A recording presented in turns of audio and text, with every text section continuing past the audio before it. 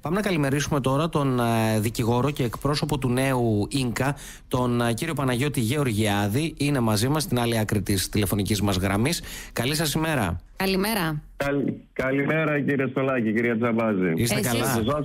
Εκεί καθημερινά σπάνε τα τηλέφωνα στο νέο Ίνκα για τις αυξήσεις τιμών σε βασικά αγαθά και υπηρεσίες, σωστά? Και δέχεστε και πολλές καταγγελίες από όσο γνωρίζουμε. Πολλές καταγγελίες για παραπλανητικές διαφημίσεις. Εδώ υπάρχει η εφαρμογή του νέου κώδικα δεοντολογίας που ελπίζουμε να εξορθολογήσει το τοπίο αυτό σε σχέση τι είναι προσφορά, τι είναι παραπλανητική διαφήμιση και τους τρόπους με τους οποίους εξαπατούνταν οι καταναλωτές.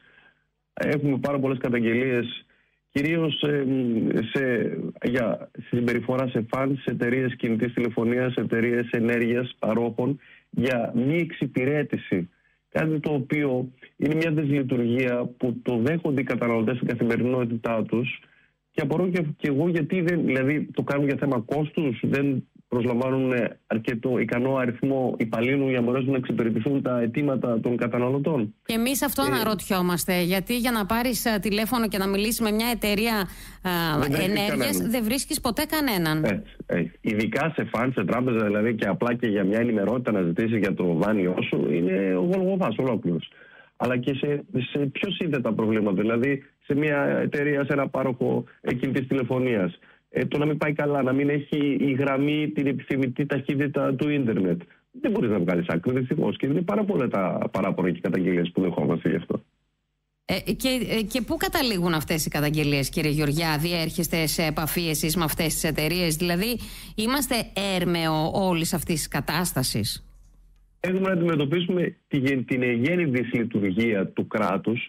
Γιατί υπάρχουν οι αρμόδιες αρχές, μπορείς να απευθυνθείς στο συνήγορο του καταναλωτή, μπορείς να απευθυνθείς, γιατί εμείς είμαστε οι φορείς που θα διοικητεύσουμε ή θα κατευθύνουμε τους καταναλωτές με τις καταγγελίες που καταλήγουν σε κάποια αρμόδια αρχή. Υπάρχει, όπως σας είπα, ο συνήγορος καταναλωτή, η αρμόδια αρχή για τις τηλεπικοινωνίες, αρχή τηλεπικοινωνιών.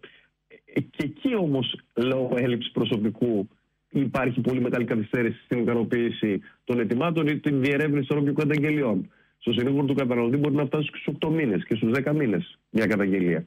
Ναι, μεν είναι δωρεάν, ναι, μεν προτρέπουμε όλοι για να μην υπάρχει συμφόρηση στα δικαστήρια. Σαφώς, έτσι θα πρέπει να γίνεται. Αλλά θα πρέπει και η πολιτεία να σταθεί στο ύψος των περιστάσεων και να ενισχύσει όλες αυτές τις δομές, όλους αυτούς τους μηχανισμούς. Να μην είναι μόνο στο όνομα ή στα χαρτιά. Ούτε μπορεί να λυθούν όλα με με τον ψηφιακό εξυγχρονισμό. Πλατφόρμες έχουμε ένα σωρό, πάρα πολλές. Αλλά όλες αυτές τις καταγγελίες που διοχετεύονται μέσω από αυτές τις πλατφόρμες ψηφιακές, που είναι με αυτοματοποιημένο τρόπο, συμφωνώ, το χαιρετίζουμε, έχει λύσει πολλά προβλήματα στην καθημερινότητά μας.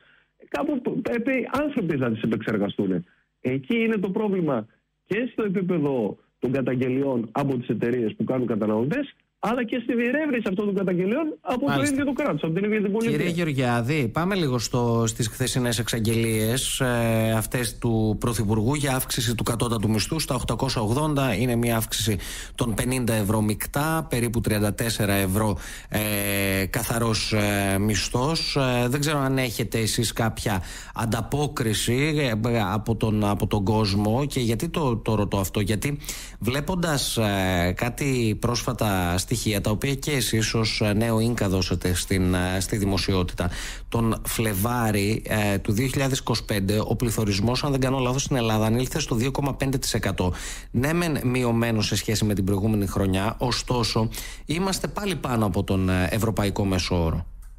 Είναι στοιχεία που μεταφέραμε της Ελληνικής Στατιστικής Αρχής, της Ελστάτ. Το κόστος της στέγασης αυξήθηκε 5,1% σε ένα χρόνο. Τα ενοίκια δε των κατοικιών σημείωσαν άνοδο 9,9%.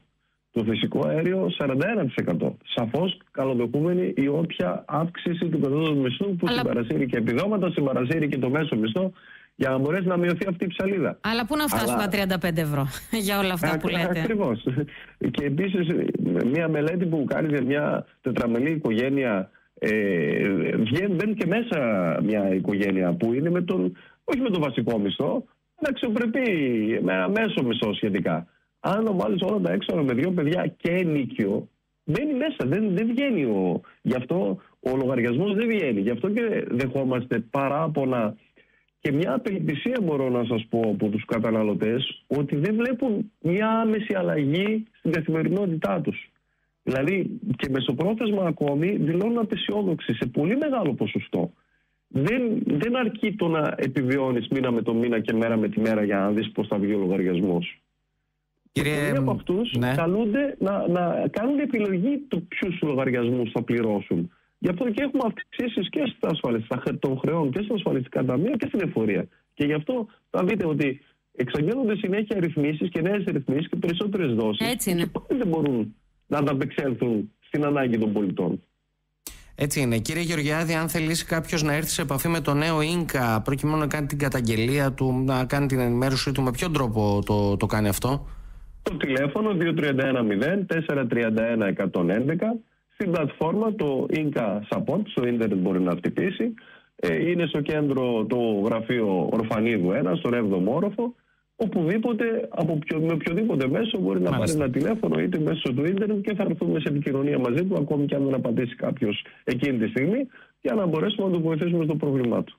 Και εσείς, από ό,τι είδα, και την ερχόμενη Τρίτη, 1η Απριλίου, στην Καλαμαριά, στην αίθουσα Σταύρος Κουγιουμτζή, στο Θεατράκι της Χιλής, θα συμμετέχετε και σε μια εκδήλωση της οργάνωσης του ΣΥΡΙΖΑ εκεί στην Καλαμαριά, με ομιλητή τον κύριο Μαμουλάκη, προκειμένου να συζητήσετε αυτά τα ζητήματα της ακρίβειας και της... Μας έχουν προσκαλέσει, όπως και εκπρόσωποι του Εμπορικού Συλλόγου, ως φορείς. Ξέρετε, εμείς είμαστε ανεξάρτητος φορέας, ανεξάρτητα από πολιτικά οικονομικά συμφέροντα, όπου δεχόμαστε προσκλήσεις, ανταποκρινόμαστε. Μάλιστα. Να είστε καλά, κύριε Γεωργιάδη. Καλή σας ημέρα. Γεια σας. Ευχαριστώ. Καλή συνέχεια. Γεια σας.